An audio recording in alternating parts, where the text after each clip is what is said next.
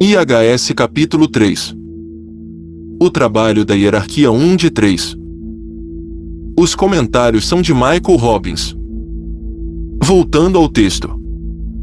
Embora o assunto da hierarquia oculta do planeta seja de um interesse tão profundamente importante para o homem comum, seu verdadeiro significado nunca será compreendido até que os homens percebam três coisas relacionadas a ele.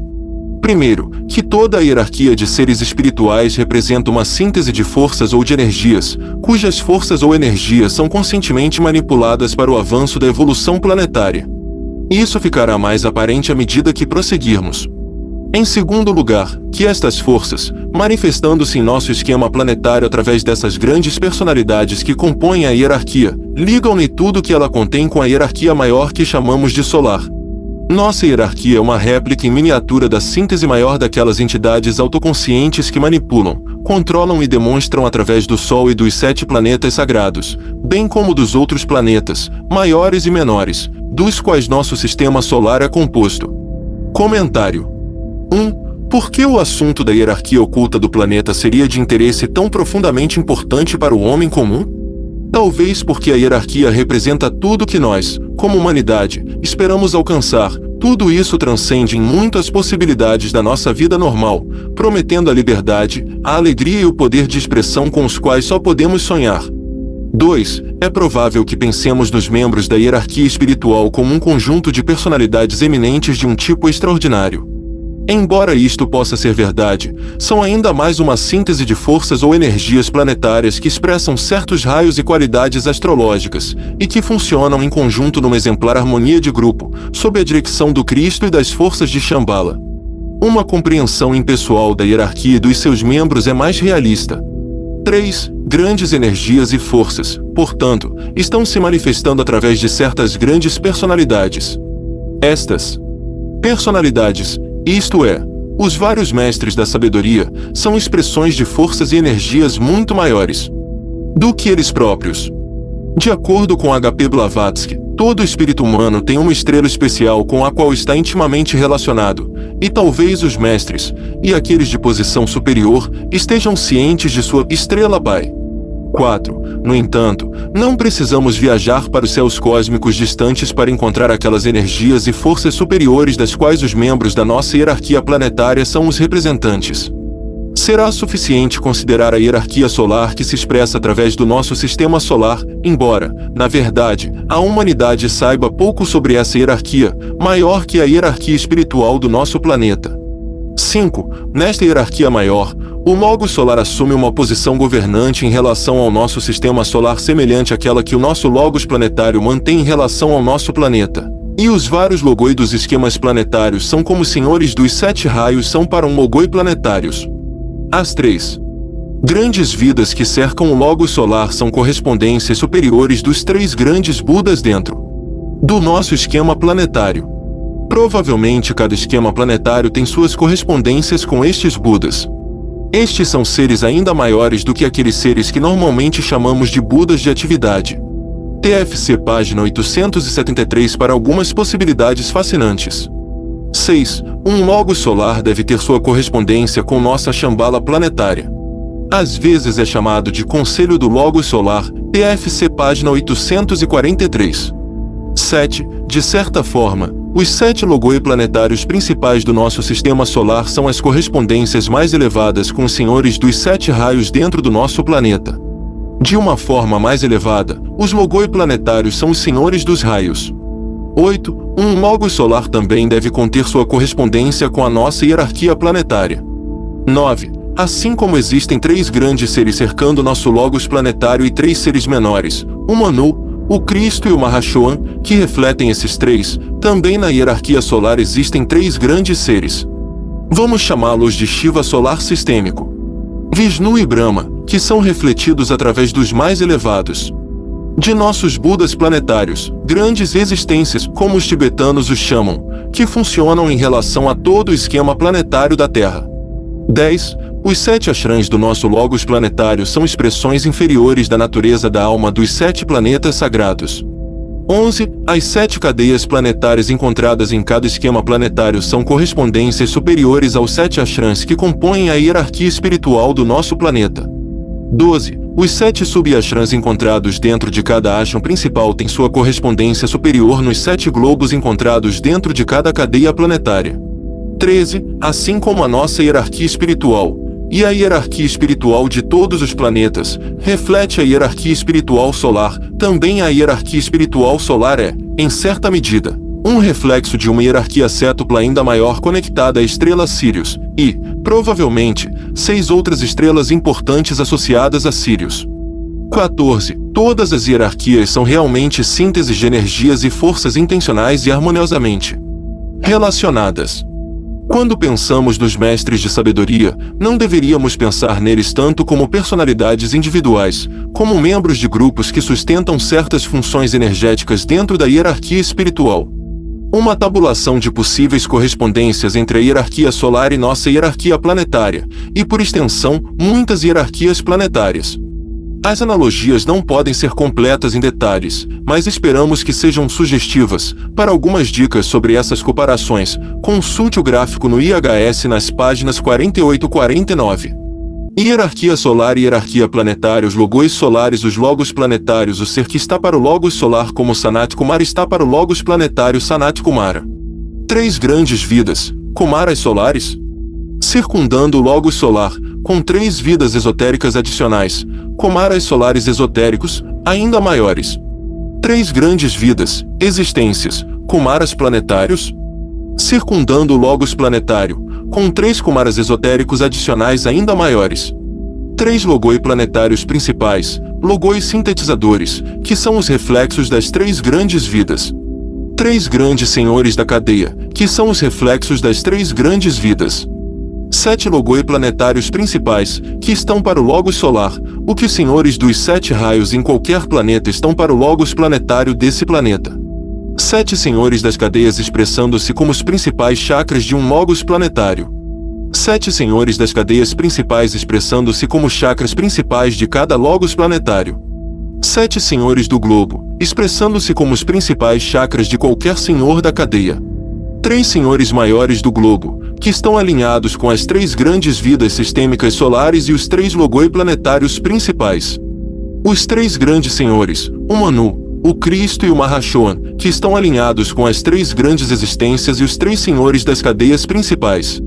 7 senhores do globo, expressando-se como os principais chakras de qualquer senhor da cadeia. 7 chefes chorrânicos dos 7 ashrams em qualquer planeta em particular. 7 chefes chorrânicos dos 7 ashrams em qualquer planeta em particular. 7 mestres e seus sub-ashrams, cada um 7 colocados sob um dos 7 chefes chorrânicos dos 7 ashrams maiores. 7 mestres e seus sub-ashrams, cada um 7 colocados sob um dos 7 chefes chorrânicos dos 7 ashrams maiores. A estrutura interior de qualquer ashram, que também pode ser cétupla. Observe que a certa altura, as hierarquias solar e planetária começam a se sobrepor. Fatores planetários também são de importância solar. Por exemplo, um esquema planetário é a expressão de um logos planetário particular, mas é também um chakra solar logóico. Uma cadeia planetária é um chakra planetário principal, mas também um chakra solar menor. Tudo depende da perspectiva. Provavelmente cada esquema planetário tem a sua própria hierarquia planetária. Os seres que são os chefes destas hierarquias, assim como Cristo é o nosso chefe, podem ser considerados como mantendo a relação com o logos solar que os mestres da sabedoria mantêm com os logoi planetários. A analogia pode não ser exata, mas é sugestiva. Terceiro, que esta hierarquia de forças tem 4 linhas de trabalho preeminentes. Voltando ao texto. Para desenvolver a autoconsciência em todos os seres. A hierarquia procura fornecer condições adequadas para o desenvolvimento da autoconsciência em todos os seres. Isto é produzido principalmente no homem através do seu trabalho inicial de mesclar os 3 aspectos superiores do espírito com os 4 inferiores, através do exemplo que dá de serviço, sacrifício e renúncia, e através dos constantes fluxos de luz, ocultamente entendido, que dele emanam. A hierarquia pode ser considerada como o agregado em nosso planeta das forças do 5º reino da natureza. Entramos neste reino através do pleno desenvolvimento e controle do 5º princípio da mente, e de sua transmutação em sabedoria, que é literalmente a inteligência aplicada a todos os estados através da plena utilização consciente da faculdade do amor discriminativo. Comentário 1. O primeiro pré-requisito da sabedoria é cumprir a antiga injunção: conhece-te a ti mesmo. Os discípulos têm um longo caminho a percorrer antes de alcançarem o autoconhecimento completo, o que implicaria um conhecimento preciso de suas encarnações anteriores e o conhecimento de sua própria natureza causal, a estrutura e dinâmica de seu corpo causal, lotus egóico. 2. A individualização é a mistura dos três princípios superiores projetados do espírito mônada, a saber, Atma, Buddhi, Manas, com os quatro princípios inferiores, representados de várias maneiras, mas principalmente pelas três vidas elementais inferiores: corpo, emoções, mente e personalidade. A hierarquia espiritual facilita a fusão das tríades superiores e inferiores.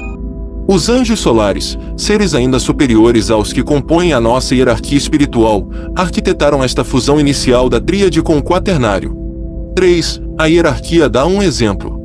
Se não víssemos o tipo superior de seres humanos servindo, sacrificando, renunciando e iluminando, poderíamos não pensar que isso fosse possível ou desejável. 4. A hierarquia representa o quinto reino da natureza, o reino das almas. A natureza e as leis deste reino são muito diferentes da natureza do reino humano e das leis naturais que o governam. 5. O cultivo da mente, o quinto princípio, é importante para todos aqueles que procuram entrar no quinto reino. 6. Somente se a mente for desenvolvida e controlada é que a sua qualidade separativa e distintiva poderá ser superada e a unidade percebida. Caso contrário, a mente mata o real através da divisão. 7. Como o conhecimento é transmutado em sabedoria? Frequentemente se faz referência a esse tipo de transmutação, mas como ela realmente ocorre? A. O conhecimento tem que ser preciso. B. Padrões de conhecimento devem ser percebidos com frequência. C. O método de aplicar o conhecimento da melhor maneira possível deve ser aprendido através da observação perspicaz da vida, além da certeza em relação ao conhecimento. D. A pergunta sempre deve ser feita: qual é a melhor aplicação possível daquilo que conheço? Tantas aplicações são possíveis, mas talvez apenas uma aplicação produza os melhores resultados possíveis em uma determinada situação. 8. Uma excelente definição de sabedoria é dada no texto. Sabedoria é literalmente a inteligência aplicada a todos os estados através da plena utilização consciente da faculdade do amor discriminativo. Havemos imediatamente que não há sabedoria sem amor e discriminação. B. Sem discriminação, a inteligência não poderia ser aplicada com habilidade. C. Sem amor, a inteligência poderia ser aplicada de forma destrutiva e sem consideração pela integridade e beleza do plano divino. D. A sabedoria requer, portanto, a atividade simultânea do coração e da mente, não apenas um ou outro, mas ambos. E quando o sábio pensa, seu coração está ativo. F. Quando o sábio sente, sua mente está ativa. G. O sábio tem muita experiência de vida. Isso permite que ele selecione o melhor método de aplicação do conhecimento. H. O sábio busca que o conhecimento e a inteligência produzam os melhores resultados possíveis em quaisquer circunstâncias. Os melhores resultados, para o membro do quarto reino ou reino humano, sempre levam na direção da união da alma e, portanto, o exercício do amor é necessário. Voltando ao texto. Desenvolver a consciência nos três reinos inferiores. Como é bem sabido, os 5 reinos da natureza no arco evolutivo podem ser definidos da seguinte forma: o reino mineral, o reino vegetal, o reino animal, o reino humano e o reino espiritual. Todos esses reinos incorporam algum tipo de consciência, e é trabalho da hierarquia desenvolver esses tipos até a perfeição por meio do ajuste do karma, da atuação da força e do fornecimento de condições corretas. Pode-se obter alguma ideia do trabalho se resumirmos brevemente os diferentes aspectos da consciência a serem desenvolvidos nos vários reinos. Comentário. 1. É apenas o egoísmo do homem que o faz pensar que a hierarquia está preocupada apenas, ou principalmente, com o cultivo da humanidade. 2. Todos os reinos da natureza são necessários e todos devem ser elevados a um nível de desenvolvimento em que o cumprimento da sua função se torne possível. 3. Às vezes pensamos que apenas a humanidade é consciente, e, claro, os membros dos reinos superiores à humanidade, mas os 3 reinos inferiores também têm a sua qualidade distintiva de consciência. 4. A humanidade necessita muito de descentralização, se quiser encontrar o seu verdadeiro lugar no todo planetário. 5. Os reinos inferiores também têm o seu karma. As forças podem ser manipuladas, por aqueles que sabem, para produzir o seu melhor desenvolvimento. Já podem ser notados trabalhadores talentosos nos reinos animal, vegetal e mineral, e os resultados de seu trabalho apreciados. Esses trabalhadores são inspirados pela hierarquia. Voltando ao texto. No reino mineral, o trabalho da hierarquia está direcionado para o desenvolvimento da atividade discriminativa e seletiva. Uma característica de toda a matéria é algum tipo de atividade, e no momento em que essa atividade for direcionada para a construção de formas, mesmo do tipo mais elementar, a faculdade de discriminação se manifestará. Isto é reconhecido pelos cientistas em todo o mundo e, neste reconhecimento, eles estão a aproximar-se das descobertas da sabedoria divina. Comentário. 1. A discriminação e a seleção sugerem um sentido de escolha primitivo e, neste caso, inconsciente. 2. Existe um padrão de energia arquetípico por trás da atividade de afinidade química. Este padrão energético é, de certa forma, regido pela lei da atração e repulsão. A ligação, por exemplo, entre certos tipos de átomos é permitida em alguns casos e não permitida em outros. Certos tipos de átomos selecionam uns aos outros para relacionamento, outros tipos de átomos evitam ou se repelem, e ainda outros tipos de átomos são magneticamente neutros ou indiferentes entre si. 3. Embora o reino mineral funcione sob a terceira lei cósmica, a lei da economia, a atração e repulsão entre os átomos dos vários elementos funciona de acordo com o segundo aspecto desta terceira lei. 4. Se não houvesse discriminação instintiva no reino mineral, não haveria leis de ligação química. As diversas formas familiares e proeminentes de matéria molecular reconhecidas pelo cientista não existiriam. O mundo natural seria caótico e amorfo, sem forma. Muitas seriam as combinações sem propósito. 5. As leis da afinidade ou ligação química, baseadas na atração discriminativa, garantem que o padrão arquetípico na mente de Deus seja atuado no campo da matéria. Voltando ao texto. Nos reinos vegetais, a esta faculdade de discriminação acrescentasse a de resposta à sensação, e a condição rudimentar do segundo aspecto da divindade pode ser vista, assim como no reino mineral um reflexo rudimentar semelhante do terceiro aspecto da atividade está se fazendo sentir. Comentário. 1. No reino vegetal, a consciência residente fez um avanço quando comparada à consciência residente no reino mineral. É mais sensível. 2. Dos 3 raios de aspecto, o primeiro, o segundo e o terceiro raios, o segundo raio é o mais sensível. O reino vegetal está intimamente relacionado com o segundo raio, assim como o reino mineral está com o primeiro raio e o reino animal com o terceiro raio. Existem também outras formas de relacionar os reinos com os raios. Os raios de atributo não podem ser excluídos. Em outra atribuição útil dos raios, o reino mineral está relacionado ao 7º raio, o reino vegetal ao 6º raio e o reino animal, no qual uma forma rudimentar de mente está em processo de desenvolvimento, ao 5º raio. 3. Imbuídos de sensação e responsivos ao segundo aspecto divino, os seres do reino vegetal recuam uns dos outros ou de diferentes fatores de seu ambiente, ou avançam de acordo com suas sensações rudimentares. Vemos esse princípio em ação no crescimento de árvores e outras formas de plantas em direção à luz. Da mesma forma, a resposta das plantas a influências sutis como a música é cada vez mais notada. 4. Tal resposta à sensação no reino vegetal mostra-lhes a discriminação entre o que é agradável e o que é desagradável, isto é, que promove a sua integridade ou a perturba. 5. No próximo parágrafo, o tibetano relaciona o que ele chama aqui de sensação rudimentar com sentimento rudimentar. Podemos ver dentro do reino vegetal, regido pelo segundo, quarto e sexto raios, uma espécie de desejo primitivo tomando forma. Voltando ao texto. No reino animal, essa atividade e esse sentimento rudimentares aumentam, e os sintomas, se puderem ser expressos de maneira tão inadequada, podem ser encontrados no primeiro aspecto, ou vontade e propósito embrionários. Podemos chamá-lo de instinto hereditário, mas na verdade funciona como um propósito na natureza. Comentário. 1. A mente primitiva dos membros do reino animal responde à vontade e ao propósito. 2. Entre criaturas móveis, o propósito funciona através de um senso de direção, por exemplo, o propósito manifesta-se nos padrões migratórios. 3. A vontade e o propósito manifestam-se através da lei, e a lei através do padrão. O instinto hereditário garante a preservação de certos padrões de relacionamento entre animal e meio ambiente, bem como entre animal e animal. 4. Os minerais são relativamente inertes, para todos os efeitos, imóveis. A maioria das fábricas tem mobilidade severamente limitada. Mas os animais são móveis e podem, a menos que sejam guiados pelo instinto, vagar por qualquer lugar e ficar perdidos, para a frustração do plano divinamente pretendido para o relacionamento.